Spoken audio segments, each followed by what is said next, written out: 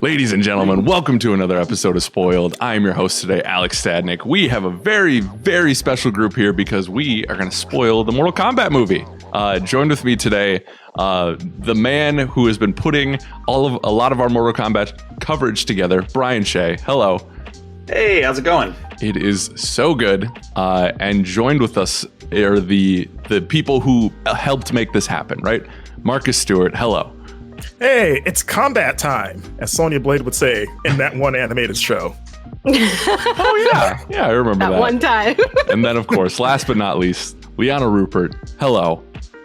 Hello. How are you doing today, Alex? Oh, I'm so ready to host this and hear about a movie I haven't seen yet. So we got some early access to see Mortal Kombat, the reboot movie, and we're going to spoil the hell out of it and talk about what we thought was great, what wasn't so great. Actually, I don't know what we're exactly going to talk about here.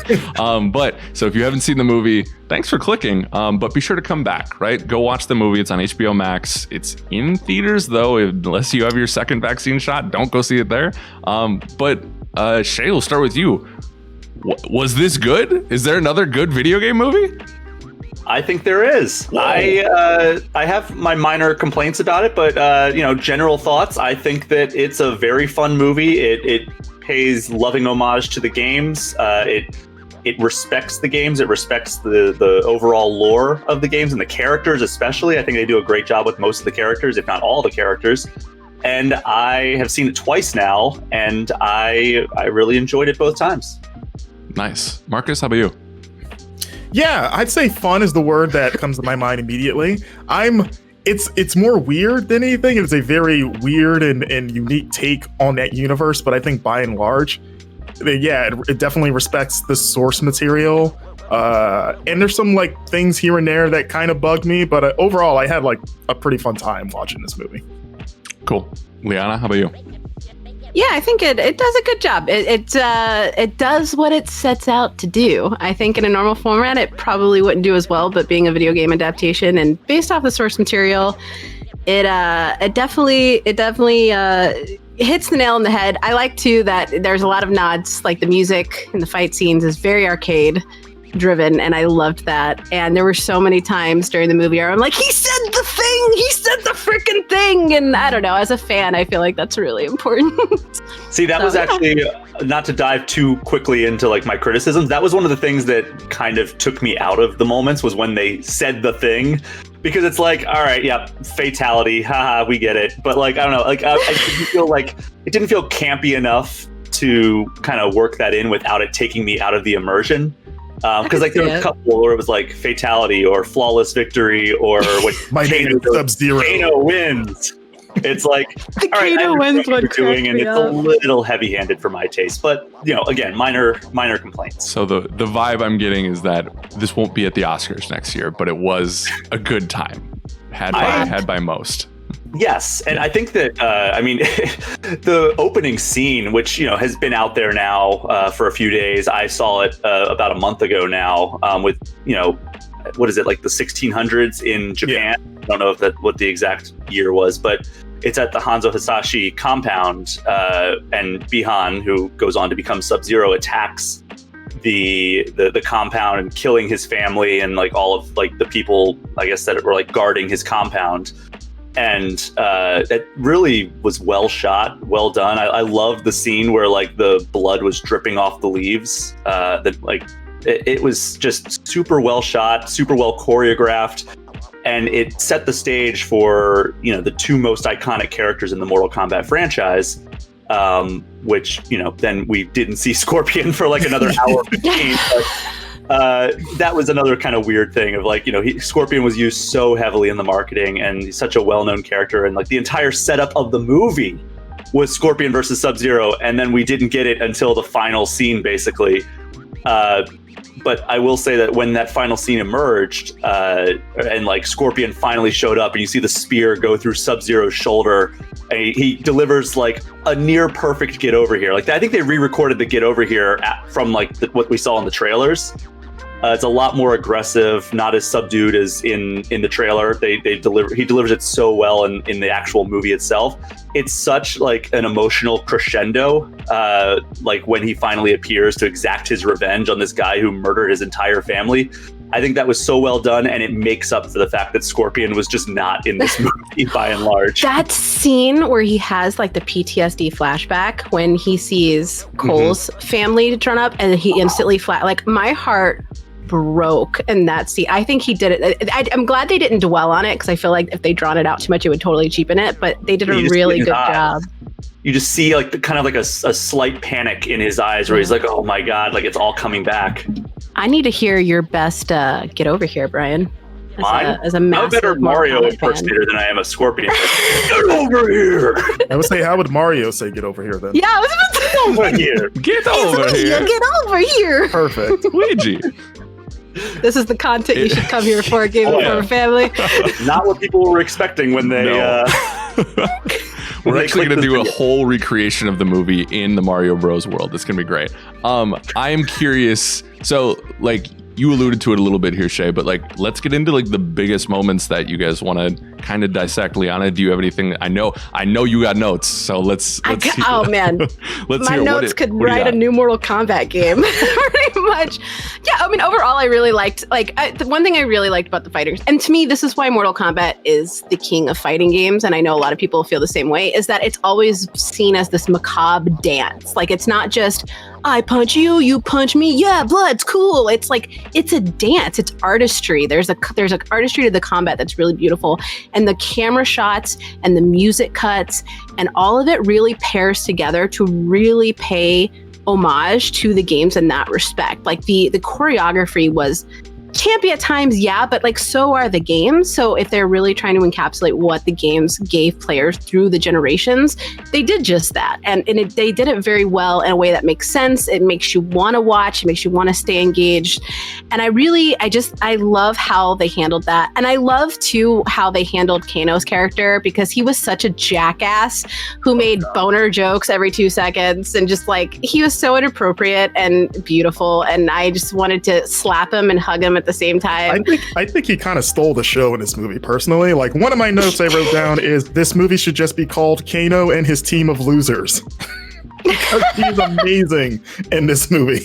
He has the biggest laugh in the entire movie, and it's just such a passing, like, not even like acknowledged moment. It's when Sonya like says she doesn't have the marking, and you just quietly hear Kano in the background go womp womp. Yeah, right? Or when the guy's looking at him, he's like, the fuck?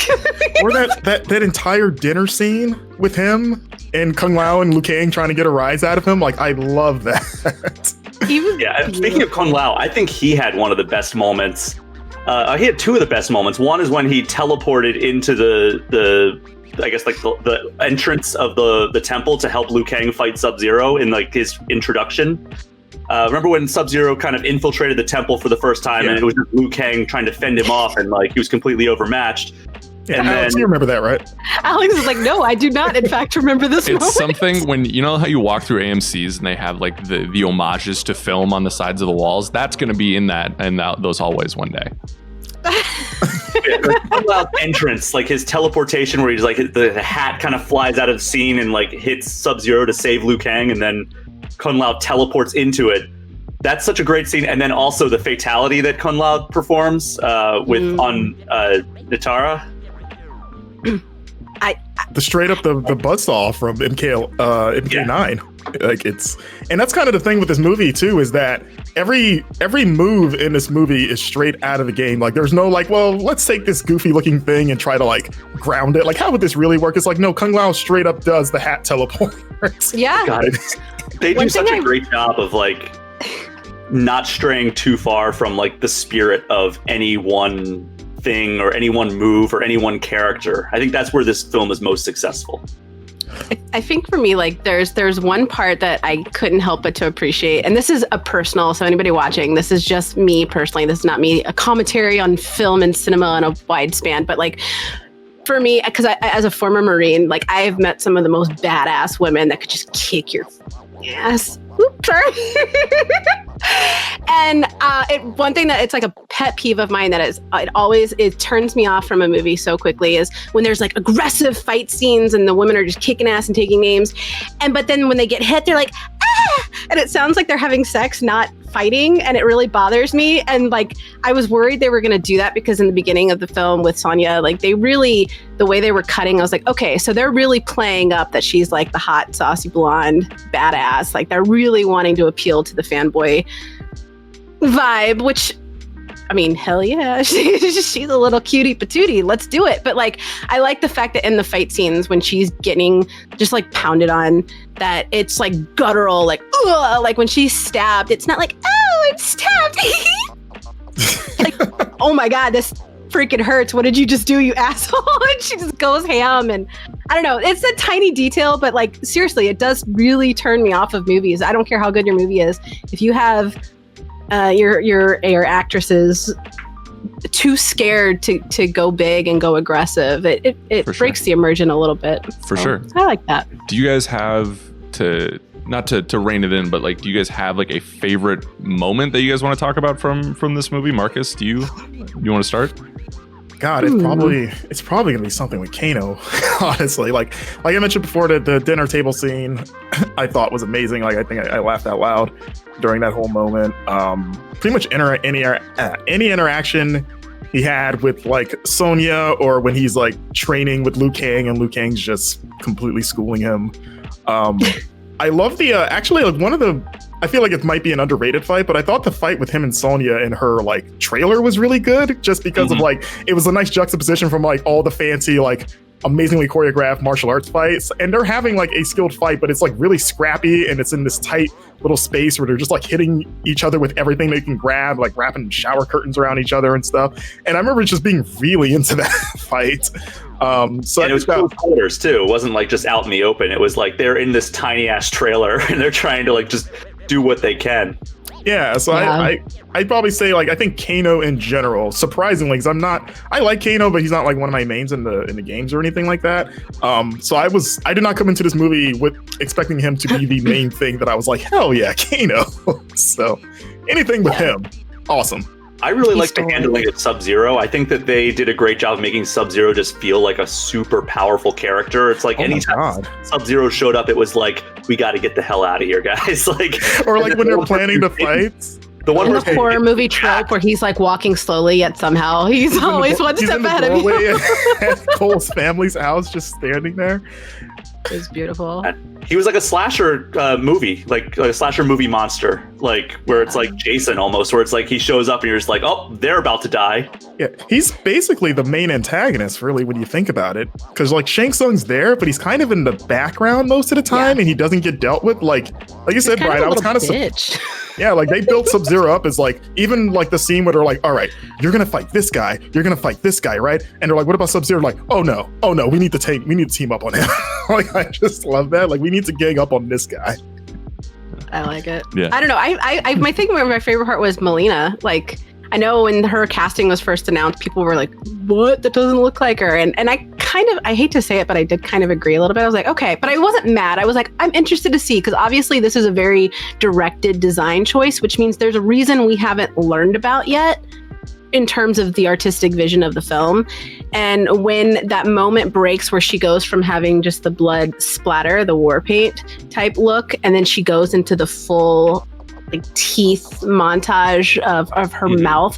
The way they did that was so flawlessly, because I feel like if it could have very easily been really campy, like, ooh, Flash, like big teeth, look at me, I'm Melina, and like they just fit it in really organically. And then that final kill shot when she hits, and then the special effect when like she hit the ground and her like jaw like wiggled a little bit, like you could tell it was like completely disjointed. And I don't know, it's a tiny detail, but it made it look really realistic versus like a really gross CGI interpretation. And I still wish they did more with her though. Maybe because I really like Melina, but she's still kind of just there and doesn't. She was really a side character. She doesn't really have the charm, that kind of like psychotic charm that she's kind of acquired in the more recent games. She's just kind of like yes, I'll go do the thing that you told me to do. But it was like a slight step above what she was in Annihilation, but still, like if you're a Melina fan, you're probably still going to be a little like Yeah. pretty disappointed with her. Also, sure. Treated like a side character. I will say that, I mean, I think that I've already talked about all my favorite moments, like the Kun Lao fatality, the fight between Scorpion and Sub-Zero at the end. I will say that I was a particular fan of a lot of like the sprinkling of references and Easter eggs. Like we saw like Nightwolf like very briefly appear in like a picture. We heard a reference to Boraicho. We at the end there is I don't know how much we want to spoil that, even though like presumably everybody would see this, but there is a tease. Hey, we're spoiling. Well, Yeah. I was gonna say. Spoiler. I can only imagine as someone who hasn't seen this that the end of credits scene, right? Because they're probably building the Mortal Kombat universe. Is Amanda Waller coming in and say, "Hey, we have Batman we need to deal with," and really setting up the Mortal Kombat versus DC experience that we all want? Can we talk about the ending and like what it kind of sets up for the future and what you guys want to see from the future of this? Yeah, it's kind of what the vibe I got from this movie in general. I was like, oh, this film feels like the first part of a larger story. Because like the whole film is like, hey, we're gonna do the tournament, but then Shang Tsung doing his damnedest be like, I'm just gonna murder everyone before this even starts. So it's a weird premise of like, we're not gonna get the tournament, are we? It's just gonna be Shang Tsung shooting his ass off to try to murder everyone before it even begins. And then the end with like, Cole going to go recruit Johnny Cage, which is an interesting way to frame that character of like, because traditionally he's like the sidekick to Liu Kang and Sonya, and for him to be positioned as like, we got to get this guy to turn the tide in the fight because we already have all the other main players, which also confirms that Cole is not Johnny Cage, which people for some reason thought that was. I never understood that. I never understood that either, but yeah, I think that people were just grasping at straws for anything to be like, he is good. Like Johnny Cage has got to be in this movie somewhere, but like. His crotches. Like, when I was talking to the producer and the director like a month ago, they were even like, oh yeah, we want to get to Mortal Kombat 2 because then we can do stuff with Johnny Cage. Like that was basically what they told me. And it's like, all right. And like also I really love that, like, speaking of like small Easter eggs sprinkled in, like at the end, after like right before he's brutally murdered by Scorpion, Sub-Zero begins the transformation in Noob Saibot. If you catch it, like when he rips off his armor, all the blue goes away and he's just wearing like a thin black outfit, and he doesn't have any blue on anymore. So it's like, that's probably hinting at like Noob Saibot coming, and Shang Tsung took him away, and they even said I think his quote was like, death is but another portal or something like that. So like he's totally gonna resurrect him. So that's the thing about it though, is like Melina, I was like, oh my god, they killed off Melina. Like how, like I wanted more from that character, and then it's like, oh, nobody's really dead in this series. Like, I don't Goro's think probably going to come back. Like now that they have a bigger CGI budget, probably for the next one, if this is successful, because that was one thing that the director told me was like, Goro being a full CGI character, we couldn't put him in too many scenes, which is one of my biggest disappointments. Was his only real interaction was with Cole and his family, and it's like I wanted to see him fight like Liu Kang or something. Yeah, he's like a horror movie character, basically, in the movie. Yeah. Actually, I feel like we haven't even talked about Cole at all, and we should probably, since he's ostensibly the main character. Yeah. I feel like Kano kind of like stole the show from him a lot. I did like Cole a lot, though. He did a good job, I thought. Yeah, I'm still not feeling him. Maybe I need a second movie to really dive into him, but like, he's still, like the whole time, he just felt still super bland to me. And at times unnecessary. I was like, okay, like I was hoping he would at least play the role of like audience surrogate of like, what if a regular person was dropped into this crazy universe, which is pretty much what he is, and like react accordingly. And I felt like a lot of his scenes he didn't react. Like I felt like Kano was more surprised by what he was seeing than what Cole was. Like Cole was surprisingly pretty accepting pretty quickly of like, yeah, lightning guy, sure. Whereas like one of the things I loved about Kano was like his reaction to seeing people throwing fireballs and lightning, and he's just like, what? That's not something people do. How do I do that? Do I get to learn how to do that? And I just love that. Just like, yeah, that's how you would react if you saw that. And Cole was just like, sure, yeah, I guess I believe everything you're telling me, no question whatsoever. Yeah, I'll get on this plane and I guess not tell my family that I'm traveling halfway around the world. See, I kind of felt like that was intentional, though, because when they said it with that first initial scene where he's doing the boxing match and he gets his butt kicked and his daughter's like, what the hell is wrong with you? Like, I told you to uppercut. Like, what are you doing? Not to suck. I told you not to suck. Why did you suck? You did exactly what I told you not to do. And I feel like they kind of set it up that he's a very reserved character in this universe, like in the filmverse, and that he like kind of bottles everything up and tries to put on a brave face for his family, because it was weird too. That kind of brings one of our final thoughts. Sorry, but they kind of brings what they did with the wife is in the beginning, they really set her up to be like this weak, like, oh, like even her kiss was really like, oh, like, okay, I love you. And like just kind of dainty. And then like out of nowhere, she becomes this whopping badass. And like, I'm just like, where? That was a hell of a segue. Like, I don't know where that came from. And I feel like they kind of didn't really know what to do with her, but they set him up specifically to kind of be not so much a character in his own right, but more of an epitome of protecting your family, to kind of draw that direct parallel to Scorpion with the opening sequence. So I could definitely see how he would come lackluster, but I feel like, I don't know, for me, like my interpretation of that throughout the series was, or throughout the movie was, it was intentionally built because he was supposed to be like, no matter what's going down, I have to be the level head, and being level headed is boring. I'm not level. So yeah, wait a minute. I'm level headed. That's what it comes down to, is that he's a little boring for me personally. Like, again, maybe the second film can flesh him out, but I didn't walk away from this film and be like, yeah, he needed to be in this. It was just like, I guess he's fine, I guess. I feel like Sonya took the thunder from him too. Speaking of stealing thunder, Raiden. I really enjoyed Raiden in this movie. I thought that, like, you know, anytime anybody's like, especially with Kano, where he's just like, they step out of line, he just like blasts them like, I don't have time for this bullshit. Yeah, even he knew that Cole sucked. He's like, go home. Yeah, I don't need to hear. We got it. I just loved how he did not put up with any nonsense. He's like, I'm an elder god. I don't have any need for these mortal like squabbles. Like, there's no time in my day for this. He's every and then parent also, ever. I really liked Cabal. Like, Cabal was always so entertaining whenever he was on screen. He just like, it's just like the most matter-of-fact statements, like didn't sugarcoat anything, like even less so than Kano did. Very vulgar too. I was like, I think he dropped the most F-bombs of any character in that movie. It fit him so well though. Like, and I love like the voice that he had. Like his weird Casey Jones kind of like voice. Hey, I'm walking here. Whoa, fire dragon. What the? And then my final thought is, what are the odds in the next couple of months or even a couple of weeks we get Cole as a free DLC character to Mortal Kombat 11? Ooh.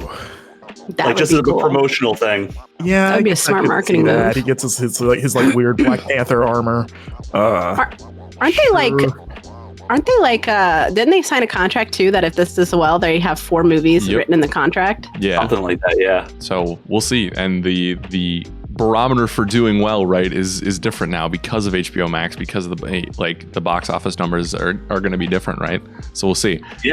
And spinning it forward just real quick, because like I know we want to get out of here in a second, but I hope it's successful. I hope that we continue on. Like, I think that they've laid an amazing foundation for where this can go. I mean, we've seen references to other things in the future. We've seen references to like an expanded universe of characters.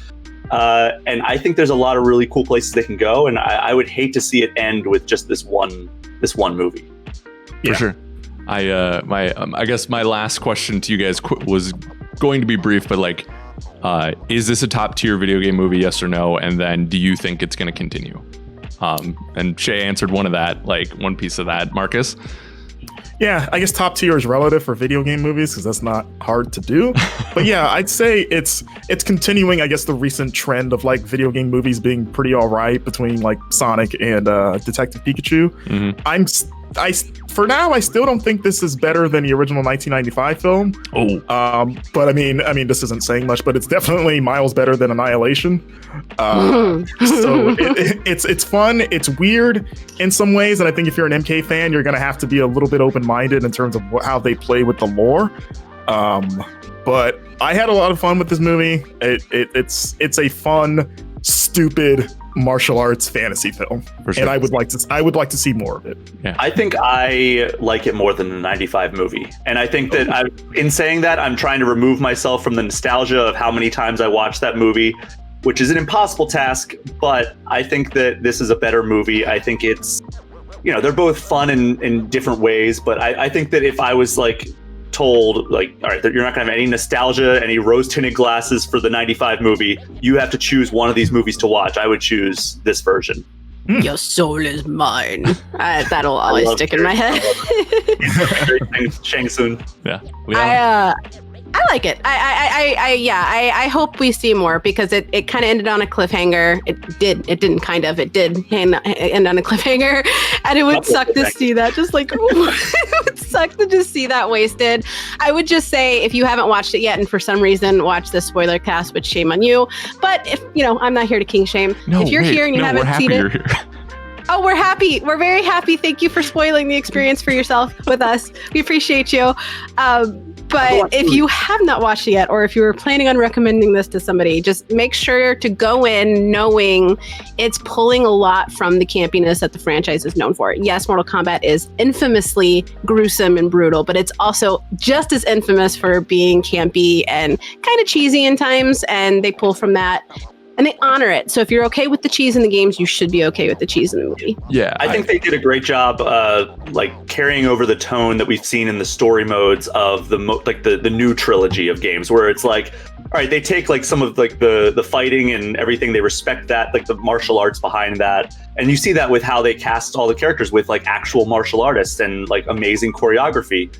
But then like the story beats, it's like it toes that line between like gritty and dark and super campy, like you said, Liana. And I love that so much. Yeah, they've also given themselves the perfect narrative excuse to do whatever they want with the Arcana stuff of like, yeah, if you have Arcana, you can literally do anything you want. Who cares? You can grow metal arms, sure. You can shoot a laser beam out of your eyes, whatever. Like I feel like you could make a drinking game out of how many times they said Arcana. Like, take a shot. Like, they've given themselves the perfect narrative reason to like implement any wacky power from that series with that one excuse. So good on them for that. There you go.